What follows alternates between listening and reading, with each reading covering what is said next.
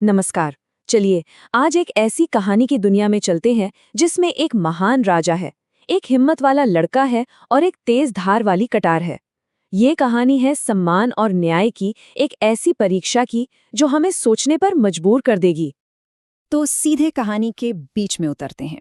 कल्पना कीजिए, एक राजा अपने कमरे में सो रहा है और अंधेरे में एक परछाई दिखती है जिसके हाथ में एक कटार चमक रही है, और वो परछाई एक लड़के की है। अब सवाल यह है कि आगे क्या होता है। यहीं से हमारी कहानी शुरू होती है। कहानी का पहला हिस्सा हमें एक ऐसे टकराव पर ले जाता है जिसकी शायद किसी ने कल्पना भी नहीं की होगी। एक तरफ था युवा लड़का मालवजी और दूसरी तरफ महान मराठा राजा छत्रपति शिवाजी। माहौल में एकदम तनाव है। आधी रात को शिवाजी की आंख खुलती है और वो देखते हैं कि एक लड़का उन पर कटार से वार करने ही वाला है, लेकिन इससे पहले कि वो हमला कर पाता उसे पकड़ लिया जाता है। सोचिए जरा, राजा की हत्या की कोशिश और वो भी एक लड़के के हाथों। ये खबर तो आग की तरह फैल गई होगी। अब देखिए, यहाँ जो बात सबसे दिलचस्प है वो है शिवाजी की प्रतिक्रिया। एक आम राजा की तरह गुस्सा करने या फौरन सजा सुनाने के बजाय वो सवाल पूछते हैं। वो ये जानना चाहते हैं कि आखिर इस हमले की पीछे की वजह क्या है। ये एक शासक के तौर पर उनके किरदार की गहराई को दिखाता है। और यहाँ कहानी में एक और मोड़ आता है। पकड़े जाने पर लड़का डरता नहीं है।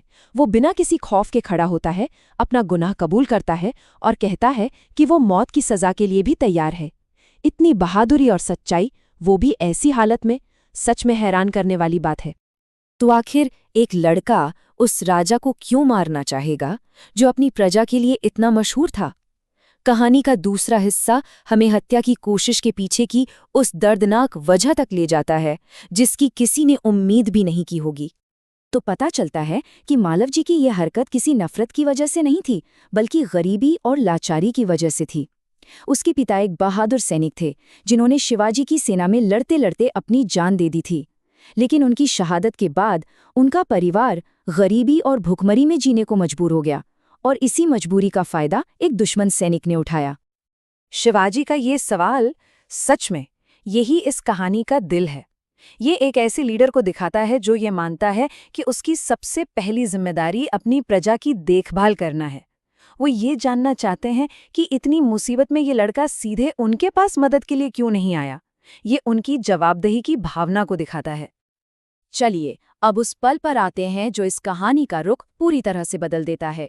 एक छोटी सी गुजारिश इस पूरी सिचुएशन को किरदार की एक बहुत बड़ी परीक्षा में बदल देती है, सिर्फ लड़के के लिए नहीं बल्कि खुद राजा के लिए भी। मौत सामने खड़ी है, लेकिन मालवजी का आखिरी ख्याल अपनी माँ के लिए है। वो बस एक आखिरी बार अपनी माँ से मिलना चाहता है। ये उसके दिल में अपनी माँ के लिए जो प्यार और इज्जत है उसे दिखाता है। और यहाँ शिवाजी एक ऐसा अविश्वसनीय फैसला लेते हैं जिसकी किसी को उम्मीद नहीं थी। वो मालवजी को जाने देते हैं, लेकिन सिर्फ एक शर्त पर। लड़के को वचन देना होगा कि वो अपनी माँ से मिलकर अपनी मौत की सजा भुगतने के लिए वापस लौटेगा। अब ये स्लाइड उस बड़े जोखिम को दिखाती है जो शिवाजी ले रहे थे। एक तरफ तो ये एक बहुत बड़ा जुआ लगता है। भला मौत के मुंह में कौन वापस आएगा, लड़के को तो भाग ही जाना चाहिए। पर दूसरी तरफ ये इंसान के सम्मान और सच्चाई पर भरोसे की एक परीक्षा है। शिवाजी ने उस लड़के के किरदार पर दांव लगाया था। और देखिए, शिवाजी के जो सबसे भरोसेमंद सेनापति थे तानाजी, वो भी मालवजी में कुछ खास देख रहे थे। वो उसे सिर्फ एक मुजरिम की तरह नहीं बल्कि एक बहादुर, सच्चे और अपनी माँ का सम्मान करने वाले नौजवान के रूप में देख रहे थे जो देश के काम आ सकता है। तो अब आता है कहानी का आखिरी हिस्सा, वो पल जब इस परीक्षा का नतीजा सामने आना था और राजा को अपना आखिरी फैसला सुनाना था। क्या वो लड़का वापस आएगा? और फिर वो पल आता है जिसका सबको इंतजार था।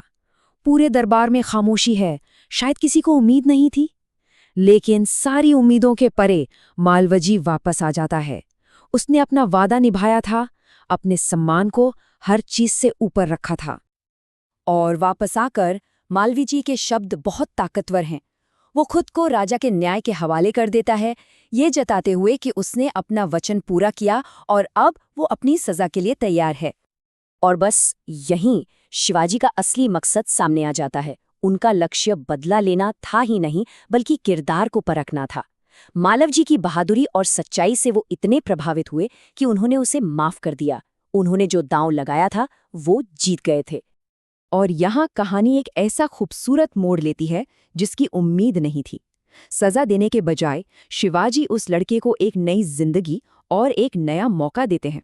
वो एक दुश्मन को देश के लिए एक वफादार सिपाही में बदल देते हैं और उसे अपनी सेना में शामिल होने का न्योता देते हैं। तो ये कहानी हमें कई ज़रूरी सबक सिखाती है।